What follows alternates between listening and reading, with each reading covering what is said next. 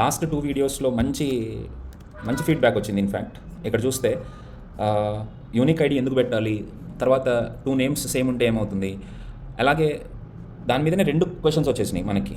Okay, so IDs ఎట్లా use చేయాలని చెప్పేసి క్వశ్చన్స్ అడుగుతున్నారు. ఎస్, దాన్ని నేను ఇప్పుడు రిజాల్వ్ చేస్తాను. ఓకే, సో ఇక్కడ నేను ఒక టు డూ లిస్ట్ని క్రియేట్ చేస్తున్నాను. టు డూ లిస్ట్ని క్రియేట్ చేసేటప్పుడు జస్ట్ ఒక స్టేట్ వేరియబుల్ తీసుకుందాం. Const todos comma set todos. అయితే ఒక్కొక్క టు డూని మెయింటైన్ చేసేటప్పుడు మాత్రం నేను React dot use state of అని చెప్పి ఒక్కొక్క టు డూని నేను మాన్యువల్గా ఎంటర్ చేద్దాం అనుకుంటున్నాను ఇప్పుడు విత్ ఐడి. సో అది ఎలా చేస్తారో చూస్తే మీకు అర్థమవుతుంది. ఒక చిన్న చేంజ్ ఏంటంటే ఈ వర్క్ టు డూ లిస్ట్లో చేయాలి. స్టేట్ వేరియబుల్ని టు డూ లిస్ట్లో చేస్తున్నాను నేను. ఇక్కడ ఒక ఇన్పుట్ బాక్స్ తీసుకుందాం. Input type is equal to text. దీంట్లో ఉన్న వాల్యూని అప్డేట్ చేసేటప్పుడు const new state new to do comma set new to do అన్నాము. దీంట్లో అప్డేట్ చేసేటప్పుడు on change is equal to ఆ ఈవెంట్ ఆబ్జెక్ట్ తీసుకుని సెట్ న్యూ టు డూకి ఆ ఈవెంట్ ఆబ్జెక్ట్ టార్గెట్ని పంపిద్దాం. సో ఎప్పటికప్పుడు న్యూ వాల్యూ అనేది మన దాంట్లో అప్డేట్ అవుతుంది.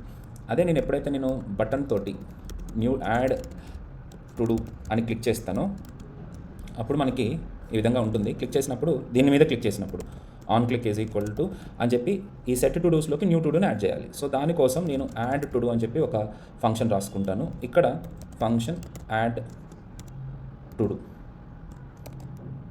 అది నేను రాసేటప్పుడు నేను ఏం చేయబోతున్నానంటే ఇక్కడ చూడండి, ఇక్కడ ఇది అసలైన పాయింట్ అనమాట. మనకి యూయూఐడి అని చెప్పేసి ఒక యూనిక్ ఐడిని క్రియేట్ చేసే ఒక లైబ్రరీ ఉంది. సో ఆ లైబ్రరీని మనము ఇన్స్టాల్ చేయాల్సి ఉంటుంది.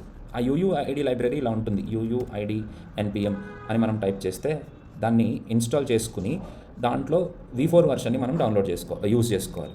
సో దానికోసం నేను ఏం చేద్దాం అనుకుంటున్నానంటే ఇక్కడ ఇన్స్టాల్ చేద్దాం.